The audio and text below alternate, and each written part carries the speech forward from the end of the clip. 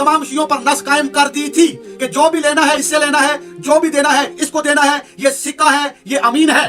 तो अली बिन इब्राहिम महजियार अहवाजी, जिसका बाप इमाम हसन अस्करी अलैहिस्सलाम का वकील है, इमाम अली नकी अलैहिस्सलाम का वकील है, वो अपने बाप का माल जो इमाम इमाम था वो लेके उस्मान बिन सईद उमरी के पास क्यों? ये शख्स कह रहा है कि मेरी मुलाकात एक औरत के साथ हुई जब मैं इमाम अलैहिस्सलाम की तलाश में निकला। किस इमाम की तलाश में? इमाम कायम आले मोहम्मद अलैहिस्सलाम की तलाश में। बिस्मिल्लाहिर्रहमानिर्रहीम। अस्सलामु अलैकुम नाज़रीन, आप देख रहे हैं बाबे इमाम टीवी, और जैसा कि आप जानते हैं कि हमारा ये प्रोग्राम दूसरा प्रोग्राम है ग़ैबत सुग़रा में नियाबत पर तहकीकी जायज़ा। लास्ट प्रोग्राम के अंदर मैंने आपके सामने कुछ हक़ाइक़ पेश किए कुतुब हदीस से, और आज भी मेरी कोशिश होगी कि मैं आपके सामने कुछ ऐसी चीज़ें लेके आऊँ ताकि आप उन पर गौर व फिक्र करें। आज मैं आपके सामने शेख सदूक अलैहिर्रहमा की किताब कमालुद्दीन व तमामुन नहमा जो है उसमें से कुछ चीज़ें पेश करूँगा, क्योंकि दीन मोहम्मद व आले मोहम्मद अलैहिस्सलाम जो है ये दलील और बुरहान का दीन है। इस दीन में किसी की ज़ाती राय नहीं चलती, ना अपनी ख्यालात जो है वो लोगों पर मुसल्लत किए जा सकते। अब जब हम उन उलमा से सवाल किया कि ये बताएं कि ये ग़ैबत सुग़रा, जिसको ग़ैबत सुग़रा कहा गया है, इसको क्यों कहा जाता है, तो उलमा ने कहा क्योंकि इस ग़ैबत सुग़रा से मुराद ये है कि ये वो अरसा है जिसमें कुछ लोगों का, यानी ये जो 4 नायबीन हैं, इनका डायरेक्ट राब्ता इमाम अलैहिस्सलाम के साथ था। ये 4 अफराद जो हैं ग़ैबत सुग़रा में इमाम अलैहिस्सलाम ने इनको अपनी तरफ से अपना नायब बना के रखा था, और इनको नायब इसलिए बनाया था कि लोगों को जो भी ज़रूरत है वो डायरेक्ट इमाम से तो नहीं हासिल कर सकते, लिहाजा वो नायबीन से रब्ता करें, नायबीन इमाम अलैहिस्सलाम से रब्ता करेंगे, और उस वक़्त शियों की जो ज़रूरियात हैं इमाम अलैहिस्सलाम जो है नायबीन है उन तक पहुँचाएँगे, और नायबीन आगे शियों तक पहुँचाएँगे। लेकिन फिर हमने सवाल किया, अगर इमाम अलैहिस्सलाम ने ग़ैबत सुग़रा में नियाबत का सिलसिला शुरू किया है ताकि शियों को हिदायत का दरवाज़ा बंद ना हो, क्योंकि डायरेक्ट शिया इमाम अलैहिस्सलाम से नहीं मिल सकते, तो इसलिए इमाम अलैहिस्सलाम ने नायबीन को रखा, तो फिर इमाम अलैहिस्सलाम ने इस दरवाजे को बंद क्यों किया? ये क्या हुआ कि 74 साल के लिए यह दरवाज़ा खोला या 69 ईयर्स के लिए दरवाज़ा खोला और फिर दरवाज़ा बंद कर दिया? अब या तो ये होता है कि अब 74 साल के बाद या तो ये बनता है कि अब इमाम ने दरवाज़ा इसलिए बंद किया कि डायरेक्ट लोग इमाम से अब रब्ता कर सकते हैं, इसलिए दरवाज़ा बंद कर दिया। और अगर फिर भी डायरेक्ट शिया इमाम से रब्ता नहीं कर सकते तो फिर इमाम अलैहिस्सलाम ने यह दरवाज़ा बंद नहीं करना, अगर ये खुद बनाया था तो ये दरवाज़ा चलना चाहिए। लिहाजा ये सवालात हमने आपके सामने पेश किए।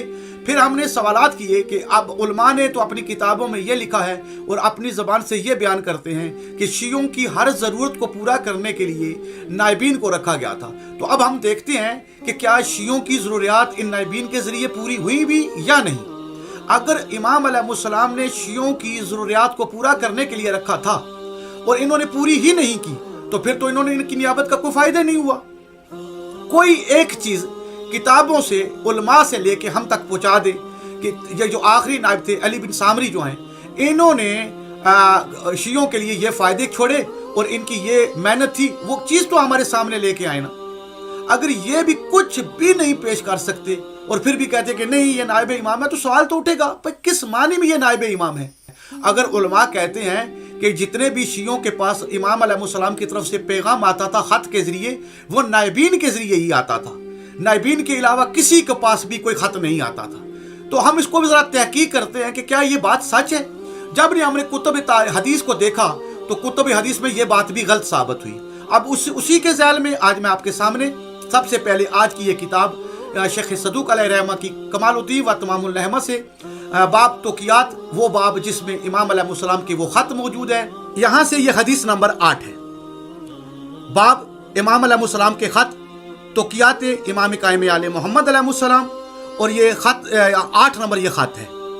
ये पूरा वाक़या मैं आपके सामने पेश करने जा रहा हूँ ताकि आप सब इस पर गवाह बन जाएं। बयान किया मुझसे मोहम्मद बिन हसन ने, इनसे साद बिन अब्दुल्ला ने, इनसे अली बिन मोहम्मद राजी अल मारूफ व अलान कुलैनी ने। इन्होंने कहा कि बयान किया मुझसे मोहम्मद बिन जब्राइल अहवाजी ने, इनसे इब्राहिम बिन फरज और मोहम्मद बिन फरज ने, इनसे मोहम्मद बिन इब्राहिम बिन महजियार ने बयान किया कि मैं हज़रत इमाम हसन अस्करी अलैहिस्सलाम के बाद शक और हैरानी में इराक पहुंचा। बस मेरे नाम इमाम की तोकी आई। महजियार से कहो कि तुमने जो बातें अपने मौला के बारे में कही वो हमने सुन ली, तो इससे कहो कि तुमने खुदा का ये इरशाद नहीं सुना, या अय्युहल्लज़ीना आमनू अतीउल्लाह व अतीउर रसूल व उलिल अम्र मिनकुम, ए ईमान लाने वालों, हुक्म मानो अल्लाह का और हुक्म मानो रसूल का और साहिबान अमर का जो तुम में से हो। क्या अमर इस शख्स के अलावा भी किसी के लिए है जो क़यामत तक है और तुम्हारी नज़रों से पोशीदा है?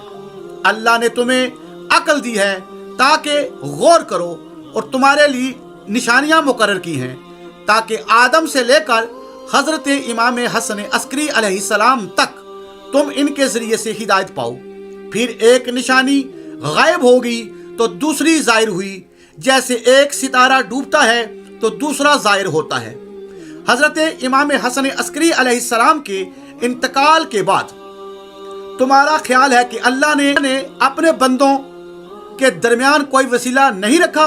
ऐसा नहीं है, बल्कि क़यामत तक हुक्म खुदा ज़ाहिर होता रहेगा और वो हिदायत करते रहेंगे। ऐ मोहम्मद बिन इब्राहिम, अपने दिल में शक दाखिल न करो, क्योंकि खुदा अज़्ज़ व जल कभी ज़मीन को अपनी हुज्जत से खाली नहीं छोड़ता।